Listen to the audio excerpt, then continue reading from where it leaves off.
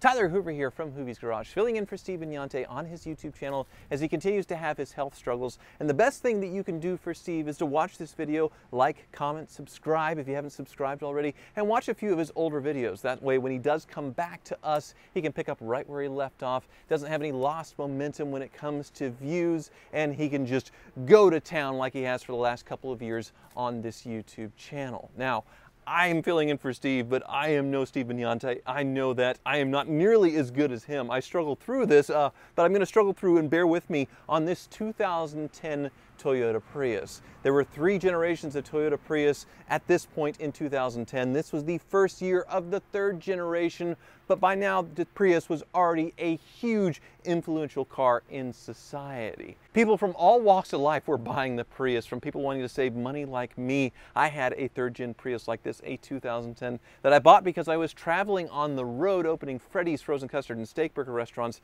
and I just wanted to save some money. I was getting paid 50 cents a mile. The cost of maintenance and fuel with this thing with 45, 50 miles per gallon was like half that. So it was like an extra $1,000 a month in my pocket that I saved. It was like an extra paycheck to drive a Toyota Prius. That was the primary purpose of the Prius, but Toyota did such a good job making this car very clean, very green, marketed that way, and not to be political, but a lot of people thought that that was very cool. A lot of Hollywood types that would normally drive luxury cars traded them in for Priuses because it was the hip, cool thing to do. And by this 3rd generation, they weren't missing out that much when it came to technology or features. These things had most things that you would want in a luxury car, or it was an option. So a very advanced vehicle, and with that, let's start the tour. So like I said, the start of the 3rd generation of Toyota Prius. The 3rd generation is already 13 years old and has had 2 more generations, but this one easily the most popular when it came to sales, the 2nd and 3rd generation. The first looked a lot like a Toyota Echo, not too different from a normal car.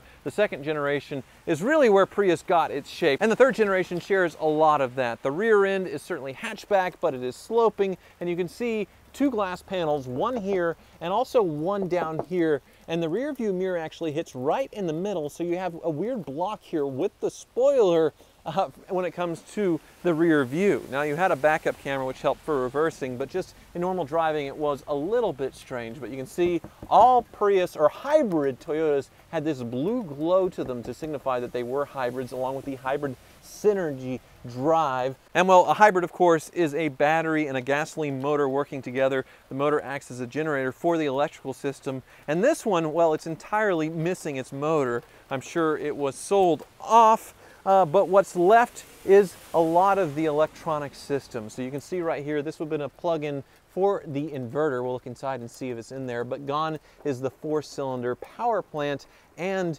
the continuously variable transmission that is a planetary drive. So basically like a series of gears or cogs, pretty much invincible as far as a CVT versus Nissan where it's a belt-driven CVT. All of that is gone, and all you can see is the electronic bits, of course, the ECU and the fuse block. Here, I believe, is the electric power steering coming off of the steering shaft. You can see the ABS system back there as well. A few hoses, a few remnants of what this was, but not much left. Now, the shape of these things certainly were unique. There was nothing else that looked like a Prius except for a Honda Insight, but I believe these outsold them easily 5 or 10 to 1. And much better built. Like I said, the CVT pretty much invincible in this. In the Honda, it was the same belt-driven one that didn't last as long. This one, well, we have side curtain airbags, which certainly deployed in this accident in the rear quarter that ripped the rim off. You can see it is an alloy rim on this Prius, but strangely enough, I don't think there's another wheel on this one.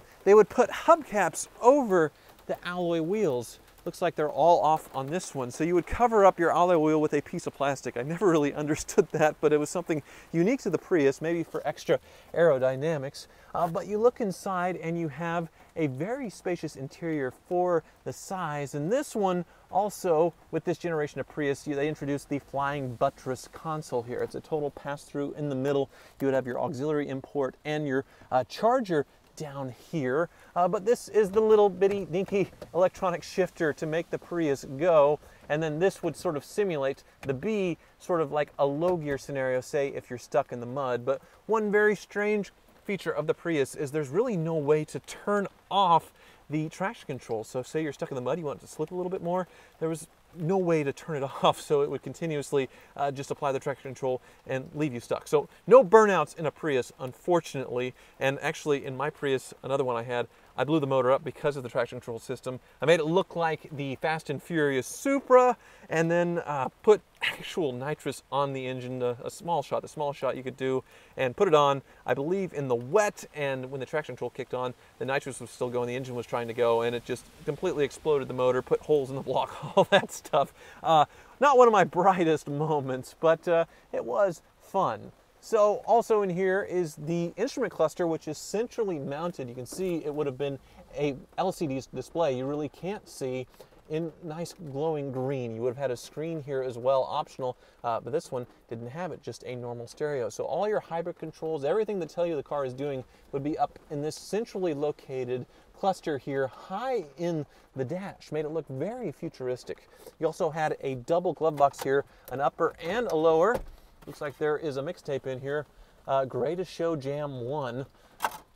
Wonder what's on it. Maybe I'll jam to that on the way home, actually. But in the back, it looks like we have some parts, so there is something to see back here. All right.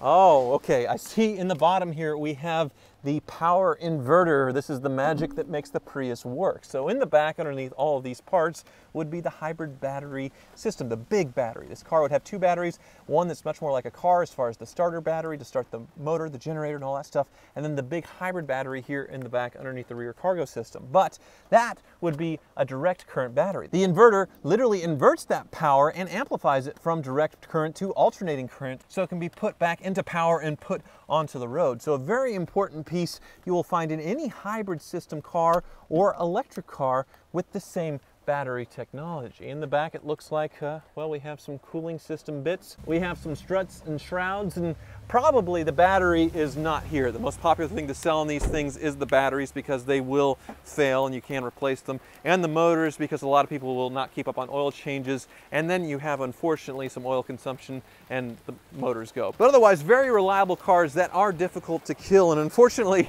I think I'm gonna have to end this video because it is raining really hard here in Wichita, Kansas. Be sure to subscribe to Steven Yante's YouTube channel. Watch a few of his old videos before you go, and thank you so much for watching.